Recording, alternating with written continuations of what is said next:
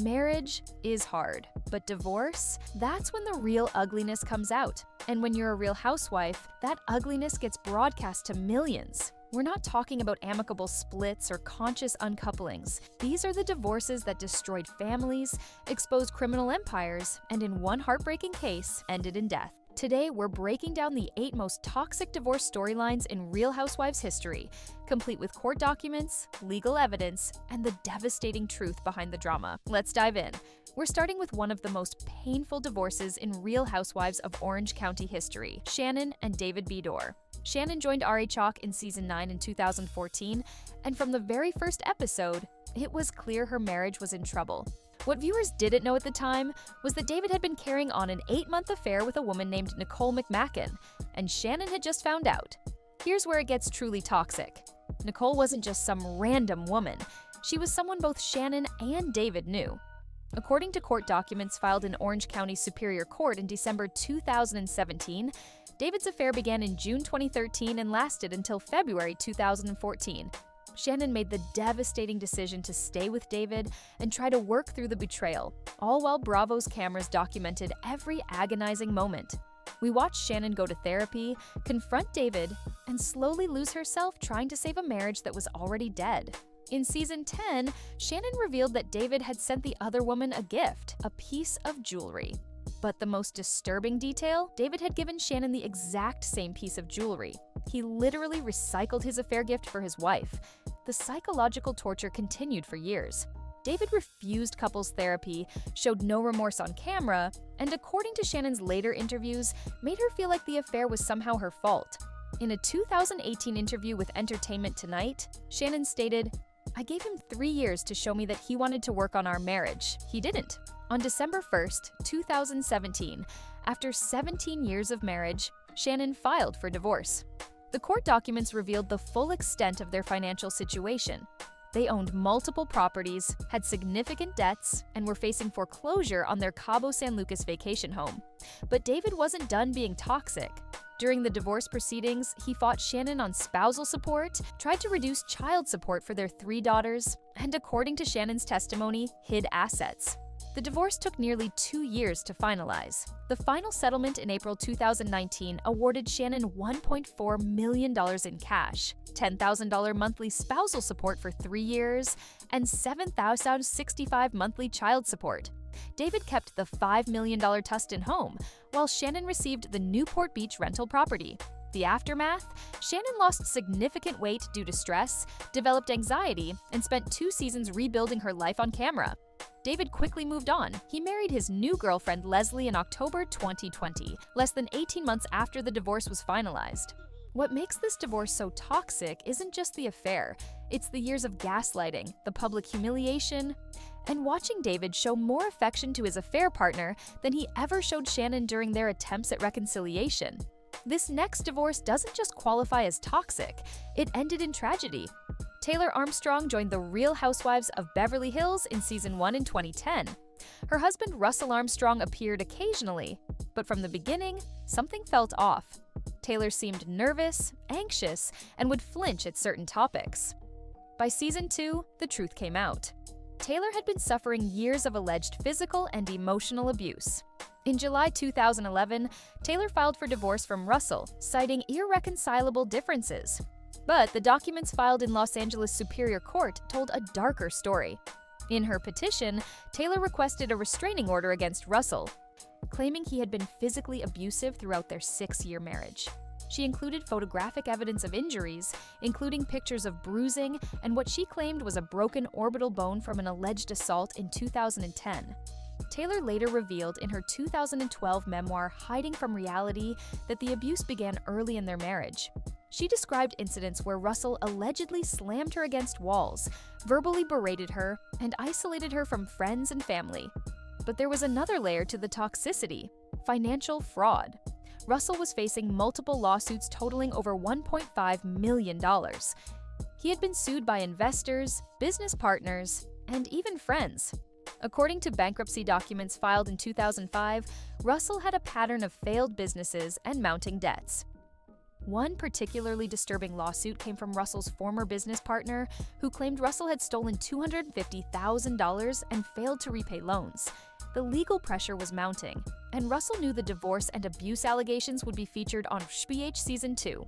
On August 15, 2011, just 1 month after Taylor filed for divorce and days before Season 2 was set to premiere, Russell Armstrong committed suicide by hanging himself at a friend's home on Mulholland Drive. He was 47 years old. He left behind a suicide note, but the contents have never been fully disclosed. What we do know from police reports is that Russell was facing financial ruin, the public exposure of abuse allegations, and the loss of his marriage. The tragedy sent shockwaves through the Real Housewives franchise.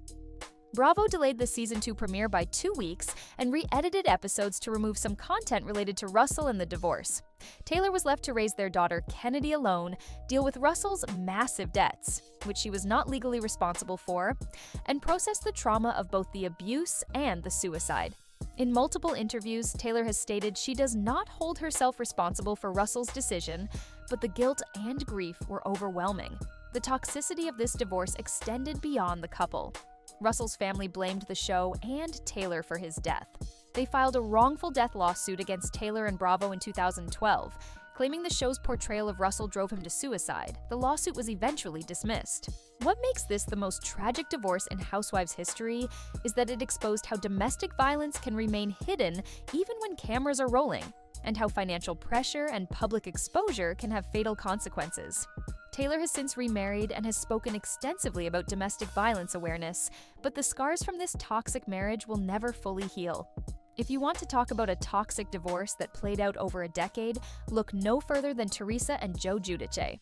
Teresa and Joe were married in 1999 and seemed to live a lavish lifestyle in New Jersey. Multiple properties, luxury cars, expensive furniture. But in July 2013, the fantasy came crashing down. Federal prosecutors charged Teresa and Joe with 39 counts of fraud, including conspiracy to commit mail fraud, wire fraud, bank fraud, bankruptcy fraud, and making false statements on loan applications. The indictment revealed they had fraudulently obtained millions in mortgages and loans between 2001 and 2008. According to the indictment filed in the District of New Jersey, the couple submitted fake W-2 forms, fake pay stubs, and fake tax returns to secure approximately $5 million in mortgages and home equity loans. They lied about Joe's employment and income, claiming he made over $15,000 per month when he was actually unemployed. In March 2014, both pleaded guilty to multiple counts of fraud. Teresa was sentenced to 15 months in federal prison at FCI Danbury in Connecticut. Joe received 41 months at FCI Fort Dix, also in New Jersey. But here's where the toxicity really begins. The prison sentences were staggered so one parent could stay home with their 4 daughters. Teresa served her time first, from January 2015 to December 2015. During those 11 months, Joe was supposed to be the responsible parent. Instead, according to Teresa's later revelations on RHOJ and in interviews, Joe barely held things together. In a 2019 Watch What Happens live appearance, Teresa admitted Joe called her in prison drunk multiple times and failed to properly care for their daughters. When Teresa was released, it was Joe's turn. He reported to prison in March 2016 and was scheduled for release in March 2019. But there was a massive problem. Joe was not a U.S. citizen. Joe had immigrated to the United States from Italy as a child, but never became a citizen. Because of his felony convictions, Immigration and Customs Enforcement, ICE, issued a detainer for his deportation. When Joe was released from federal prison in March 2019, he wasn't freed. He was immediately transferred to ICE custody. He spent 7 months in an immigration detention facility in Pennsylvania fighting deportation while Teresa and their daughters visited him behind glass. In October 2019, Joe lost his deportation appeal and was sent to Italy. He has not been allowed to return to the United States. This is where the marriage finally ended. In a December 2019 interview on Watch What Happens Live, Teresa stated, "I'm not doing a long-distance relationship. I'm not doing it. I want somebody with me every day." In December 2019, after 20 years of marriage, Teresa and Joe announced their separation. The divorce was finalized in September 2020. What makes this divorce so toxic is the slow public deterioration of their relationship. For years, Teresa stood by Joe. Through the indictment, the guilty pleas, the prison sentences, she defended him to her castmates, to her family, to the public, but Joe's deportation was the final straw. Teresa has since admitted in multiple interviews that Joe was verbally abusive, controlling, and unfaithful during their marriage. In a 2021 interview on the Melissa Gorga On Display podcast, Teresa revealed Joe had called her the C word multiple times and made her feel worthless. The financial toxicity also continued post-divorce. Teresa and Joe were ordered to pay $414,000 in restitution, which Teresa has been paying off alone since Joe was deported. She's also solely responsible for raising their 4 daughters, while Joe communicates from Italy via video calls. Joe has since moved on with a girlfriend in the Bahamas. Teresa married Luis Ruelas in August 2022, but that's a whole other toxic situation we'll cover later. The Giudice divorce is toxic because it involved federal crimes, prison time, deportation, and the complete destruction of a family unit, all broadcast on national television for our entertainment. Ramona singer loves to talk about her fabulous marriage and her incredible husband, Mario. She spent years on the Real Housewives of New York City bragging about their relationship and how Mario treated her like a queen. So, when news broke in January 2014 that Mario had been cheating on Ramona with a much younger woman, the toxicity was off the charts. The woman's name was Casey Dexter, a 30-something socialite who ran in the same Manhattan circles as Ramona and Mario. According to Page 6, which broke the story on January 14, 2014, Mario and Casey had been having an affair for months. But here's the truly toxic part. Mario was seen publicly with Casey. Multiple sources reported seeing them together at the Regency Hotel bar, having intimate dinners, and even attending events together. Mario wasn't even trying to hide it. When the story broke, Ramona went into full denial mode. She released a statement saying the reports were false and that her marriage was fine. Mario did the same, claiming he and Casey were just friends, but the evidence kept mounting. Photos emerged of Mario and Casey together. Witnesses came forward, and Roni cameras captured Ramona's castmates confronting her about the affair. In July 2014, Ramona finally filed for divorce in New York Supreme Court, citing that the marriage was irretrievably broken. But even then, she and Mario tried to reconcile on camera. Season 6 and 7 of Roni showed Ramona flip-flopping between wanting to work on the marriage and accepting it was over.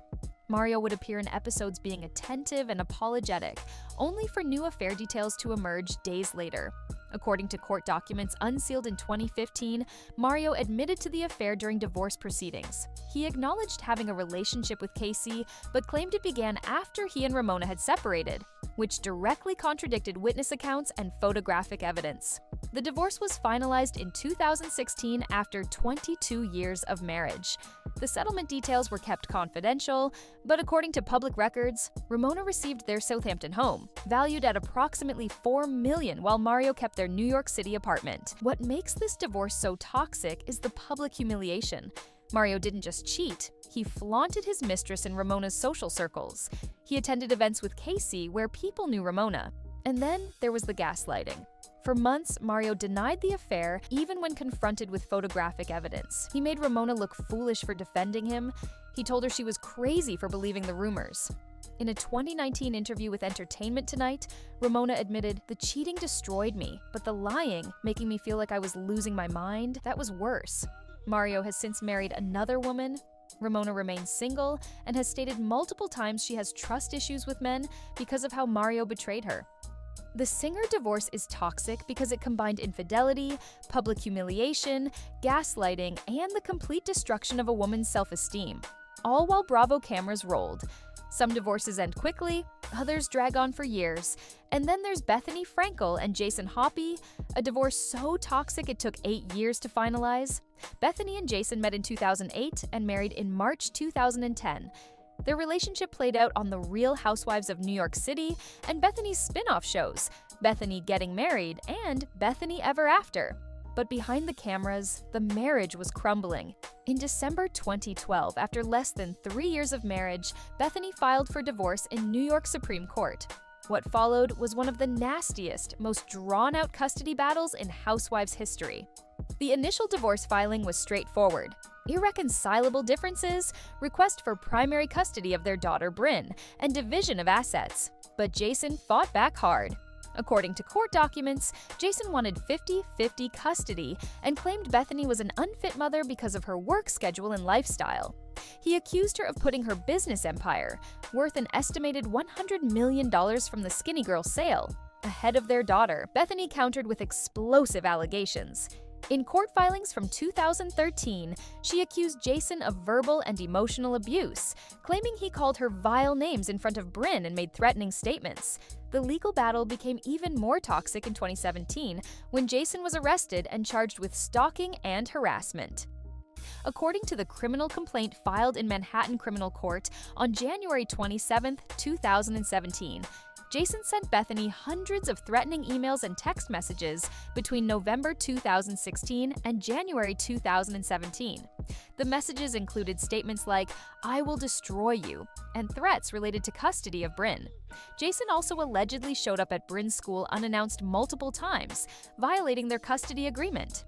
In May 2017, Jason pleaded guilty to attempted harassment and was ordered to stay away from Bethenny. But the divorce still wasn't finalized. For years, the custody battle continued. According to legal fees disclosed in court documents, Bethenny spent over $3 million on divorce attorneys between 2012 and 2020. Jason's legal fees were estimated at over $1 million. The toxicity reached its peak when details of their court battles leaked to the press. We learned that Jason had been living in Bethenny's Tribeca apartment, which she owned before they married, and refused to move out. He stayed there for years, forcing Bethenny to rent another apartment. According to a 2016 New York Post article, Jason claimed he had a right to stay in the apartment because it was the marital home. Bethenny argued in court filings that he was essentially squatting in her $5 million property out of spite. The apartment battle alone lasted until 2016, when a judge finally ordered Jason to vacate. But even then, the divorce wasn't done. The custody negotiations continued. Jason wanted equal time with Brynn. Bethenny wanted primary custody. They battled over holiday schedules, summer vacations, and even what school Brynn would attend. Finally, in January 2021, 8 years after the initial filing, the divorce was finalized. The settlement terms were confidential, but according to page 6, Bethenny was granted primary custody of Brynn, now 11 years old. Jason received visitation rights, but significantly less time than he wanted. The financial settlement reportedly left Jason with very little. He did not receive spousal support, did not get a portion of Bethenny's Skinny Girl sale money, which occurred before they married, and only received a small portion of the marital assets. What makes this divorce the most drawn out and toxic in Housewives history is the sheer length of the legal battle and the emotional warfare. 8 years of court dates, custody negotiations, criminal charges, and public mudslinging. In her 2023 podcast, Bethenny stated, "The divorce took longer than the marriage. That tells you everything. Some marriages are toxic from the very beginning." And that's exactly what we saw with Michael and Ashley Darby on The Real Housewives of Potomac. Michael and Ashley had a 29-year age gap. When they married in 2014, Ashley was 25 and Michael was 54. The power dynamic was completely unbalanced from day one. Ashley joined RHOP in season 1 in 2016, and immediately, viewers questioned the relationship. Michael owned multiple properties, was a successful real estate developer in the DC area, and had significant wealth. Ashley worked at a restaurant when they met. The red flags started early. In season 1, Michael made inappropriate comments about Ashley's body on camera, including pressuring her to lose weight and critiquing her appearance. He also made it clear he expected her to be a traditional housewife and have children immediately. But the real toxicity exploded in September 2018 during season 3 filming. A cameraman for RHOP, identified in court documents as Orville Palmer, accused Michael of sexual assault. According to the criminal complaint filed in Montgomery County Circuit Court on September 6, 2018, Palmer alleged that Michael Darby grabbed and groped his buttocks without permission at a cast event being filmed at Monique Samuel's home. Palmer told police that when he turned around, Michael smiled at him and made a flirtatious comment. Other crew members witnessed the incident, and production immediately reported it to authorities. Michael was charged with felony second-degree assault and misdemeanor improper sexual contact, charges that carried up to 11 years in prison. Ashley stood by Michael publicly, claiming the accusations were false and that her husband would never do such a thing. But behind the scenes, according to her later interviews, she was devastated and questioning everything. In November 2018, the Montgomery County State's attorney dropped the charges, citing lack of evidence and the unwillingness of witnesses to testify. But the damage was done. In September 2021, Ashley filed for divorce after 7 years of marriage. The filing in Prince George's County Circuit Court cited irreconcilable differences, but Ashley's public statements told a different story. In a November 2021 interview with Bravo, Ashley admitted, "The age difference, the different stages of life, the things we want, it all became too much, but there were darker revelations." In interviews throughout 2022, Ashley hinted that Michael had been unfaithful multiple times and that she had turned a blind eye because of financial dependence and pressure to maintain the marriage. The divorce proceedings revealed the extent of their wealth. According to public documents, Michael's net worth was estimated at $20 million. Ashley requested significant spousal support, primary custody of their 2 sons, and a portion of Michael's real estate holdings. The divorce was finalized in April 2022. While the exact settlement terms are confidential, sources close to the situation told Page Six that Ashley received a substantial financial package, including spousal support for several years and child support. What makes this divorce toxic is the power imbalance, the sexual assault allegations, the public humiliation, and the fact that Ashley stayed far longer than she should have because of financial dependence. In a 2023 interview, Ashley admitted, "I was 25 when I married a man in his 50s. I didn't understand what I was signing up for. The control, the expectations. It took years to realize I deserved better." The Darby divorce is toxic because it exposed how wealth and age gaps can create relationships built on control rather than love. Imagine finding out your husband filed for divorce by reading it on Twitter. That's exactly what happened to Porsha Williams. Porsha joined the Real Housewives of Atlanta in Season 5 in 2012, newly married to former NFL quarterback Cordell Stewart. Their relationship seemed solid on camera. Cordell was the provider, Porsha was the supportive wife, but behind the scenes, the marriage was extremely controlling and toxic. According to Porsha's later revelations, Cordell dictated what she wore, who she could be friends with, how she spent money, and even what she ate. In her 2021 memoir, The Pursuit of Porsha, she described the relationship as emotionally abusive. Cordell didn't want Porsha to work, didn't want her going out with the RHOA cast without him, and monitored her phone and social media. The control was suffocating. Then, on March 22, 2013, Porsha was blindsided. TMZ broke the news that Cordell had filed for divorce in Fulton County Superior Court in Georgia. Porsha found out the same way the public did, by seeing it online. In a tearful interview on RHO Season 5, Porsha revealed, "I woke up and my phone was blowing up. People were asking me about my divorce. I had no idea what they were talking about." Cordell had filed without telling Porsha, without any warning, and then went completely silent. He changed the locks on their Atlanta mansion, cut off her credit cards, and refused to communicate except through lawyers. The divorce filing revealed Cordell's true colors. According to court documents, he claimed the marriage was irretrievably broken and listed the separation date as January 2013. 2 months before Porsha even knew there was a problem. He also requested that Porsha receive nothing in the divorce. 0 spousal support, 0 property division, 0 financial assistance. Cordell argued that Porsha had not contributed financially to the marriage and therefore deserved nothing. But there was another toxic layer, rumors about Cordell's sexuality. For years, there had been speculation and whispers. In Season 5, cast member Kenya Moore made veiled comments about Cordell, which sent Porsha into a rage and led to their infamous reunion fight. Porsha has never confirmed whether the rumors played a role in the divorce, but in her memoir, she hinted that there were secrets in the marriage she's never fully disclosed. The divorce was finalized in December 2013. According to the settlement terms, Porsha received minimal financial support, only temporary alimony, and no portion of Cordell's NFL earnings or assets acquired before the marriage. Porsha walked away from the marriage essentially broke. She had to move back in with her mother and rebuild her life from scratch. What makes this divorce so toxic is the complete lack of respect and communication. Cordell controlled Porsha throughout the marriage, then discarded her publicly without warning and tried to leave her with nothing. In multiple interviews since, Porsha has stated, "That divorce taught me my worth. I'll never let a man control me like that again." PK and Dorit Kemsley have spent years on the Real Housewives of Beverly Hills, projecting an image of wealth and luxury. Designer clothes, multi-million-dollar homes, exotic vacations. But behind the facade was a mountain of debt and a marriage built on financial toxicity. PK came into the marriage with a troubled financial history. In 1996, he declared bankruptcy in the UK, leaving behind approximately $3.5 million in debt. He had a pattern of failed businesses and lawsuits, but when he met Dorit in 2011, he presented himself as a successful businessman and investor.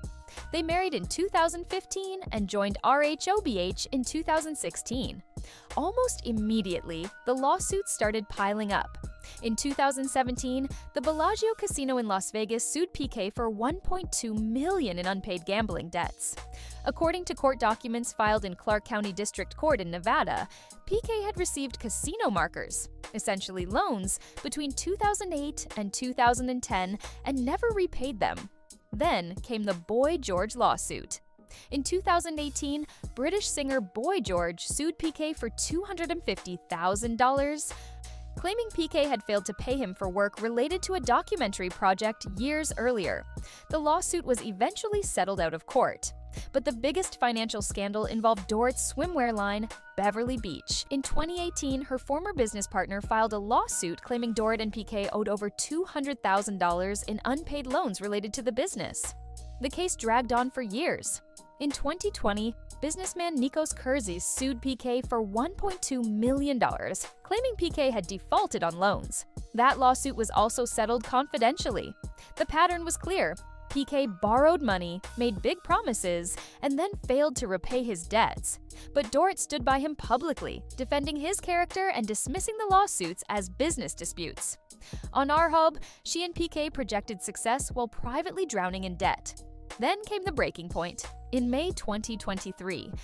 After years of financial stress and public scrutiny, PK and Dorit announced their separation.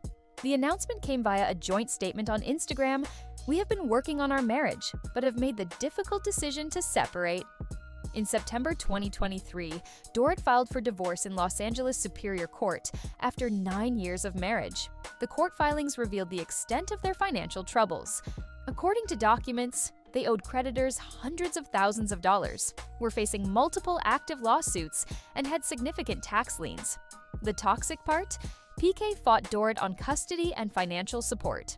According to sources close to the situation who spoke to Us Weekly, PK claimed Dorit lived beyond their means and contributed to their financial problems.